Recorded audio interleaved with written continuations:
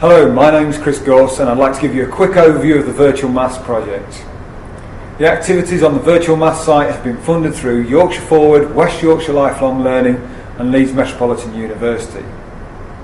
The aim of the project is to improve the functionality of mathematics, making it more interesting and dynamic. Using flash technology to develop some rather innovative pedagogy, we've been able to contextualise teaching and learning in real-world environments. The objective was to create functional resources and demonstrate real-world applications of maths and produce open access to web materials. Support with resources that are not computer dependent, create links between schools, colleges and university, build confidence and aid transition, thus narrowing the education gaps, link the pure subject of maths to the vocational context and capture the interest of the widest student groups, working towards engaging the underachievers, disengaged and the hard to reach groups.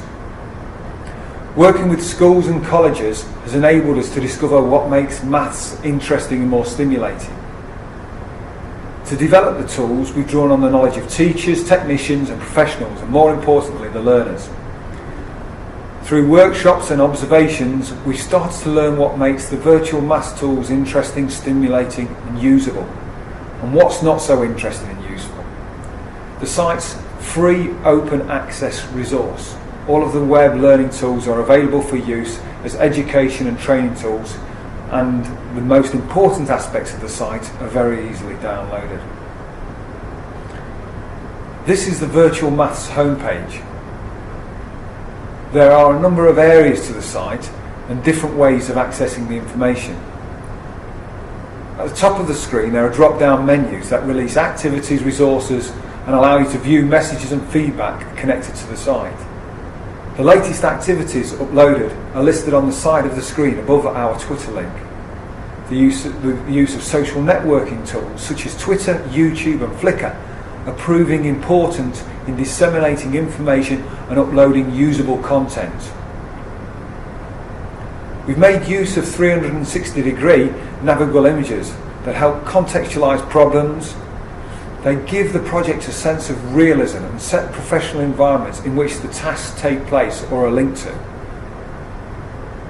Under many of the panoramas there are exercises and resources that are linked to the scenario presented. In this lab we've linked the volume of a brick, density, mass and other relevant tools. There are also links to video and worksheets. This is the volume of the brick activity. Step by step, the learner's taken through the problem with simple multiple choice questions and activities.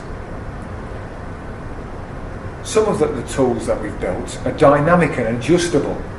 Dimensions can be entered, resulting in changes to the formula, models and answers. This gives the student some idea of proportion and size as the number in the formula change. Teachers are using tools to assist their teaching or at the end of a session to demonstrate how the theory is applied. These tools help visualise maths. Students can also use the tools for self-directed learning as prompts and/or revision aids. Recent introduction of YouTube and video has proved popular. The visual explanation again helps to contextualise problems. In this video, one of our chief engineers, Paul Whitehead, is explaining how to calculate the density of a brick, building on the volume of a brick activity. Complementing the interactive web platform with video adds a further dimension to the site. The multiple approaches to learning improves the potential for deeper learning to take place. There are a number of worksheets that can be downloaded and printed off. All are very practical and they can be completed independently of the web platform or can be used as part of a classroom activity that links with the web. We found that the activities and worksheets that involve making tools, resources and other learning objects prove the most popular. The resources shown here are our DIY clinometer and the surface area of a cylinder, which is used to calculate a curved roof. The tasks link together activities that can be used in practical situations. The kinesthetic approach really adds an extra dimension to the maths. Our workshop with educationalists and teachers have proved valuable in demonstrating the maths tools and receiving feedback, helping to direct the project. While we've created a highly interactive platform, we've also learned that it's the hands-on activities supported by the web environment that gain the most attention from the teachers and students, such as the use of the clinometer to calculate the height of the building. The images here show the clinometer being used for that situation to calculate the height of one of the multi-storey buildings in Leeds. The site is open access and can be used by anyone.